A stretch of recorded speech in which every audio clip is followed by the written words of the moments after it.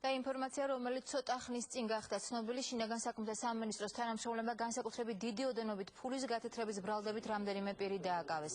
ამ კადრებს მერაბიშვილის უწყება ავრცელებს. სამინისტროს ცნობით დაკავებული პირებისაგან ამოღებულია დიდი ოდენობით უცხოური ვალუტა. კურიერის ინფორმაციით საუბარია ბიძინა ივანიშვილის ფულზე. დამატებითი დეტალები მოგვიანებით გახდება ცნობილი და ვრცლად ამ თემაზე კურიერში 9 საათზე.